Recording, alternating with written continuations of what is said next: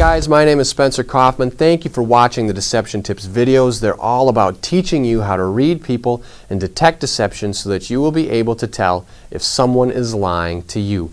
Today, we are on a very special episode. We've hit a new mile marker, a new landmark, and we are going to talk about a great tip that you can use to trip up liars. Liars may speak with some extravagant language or unconventional language or some jargon that they may not even know what it means, but they're saying it to sound smarter, more dignified. And you can use that to trip them up. So here it is. This is deception tip number 100. Liars try to sound smarter and more credible than they actually are. Trip them up by using their own jargon against them. Now you can use this against them in any way you see fit. If all of a sudden they're talking and giving you some big words, maybe you have some big words of your own and you just hand them back to them and they may not know what they mean. Or if they're using some industry related words, like maybe now all of a sudden they're talking about money and banking and they're using big words. Oh, well, you need to make sure you know about the transactions and transgressions and this. And you say, wait a minute, transgressions?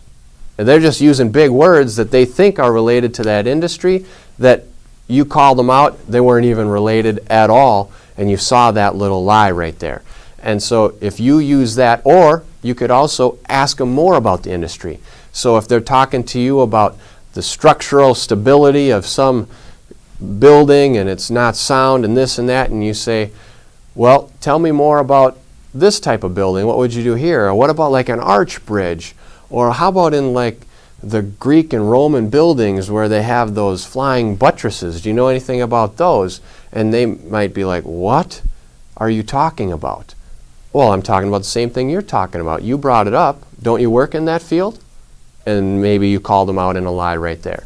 So, like I said, any type of example that you can think of or give, it's if someone is all of a sudden, they're starting to get very specialized, they're starting to dive into more big words, getting into science of things.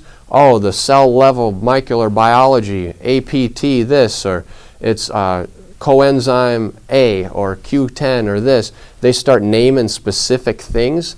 You can start naming some specific things of your own to see if they can either keep up with you or not. Now, you may start to look like a fool though, because if all of a sudden they're talking about, oh, this thing has got riboflavin and this and that, and you say, oh yeah, I'm familiar with CoQ10, they might kind of look at you like, what are you talking about? CoQ10 isn't even related. And you may not know what I'm talking about, but it doesn't matter. The point is, in whatever industry there is, you probably know something about it, whether it's construction, health, anything like that. You probably know something. And so if they start talking with some big words or some details, use some big words or some details of your own. One of two things is going to happen.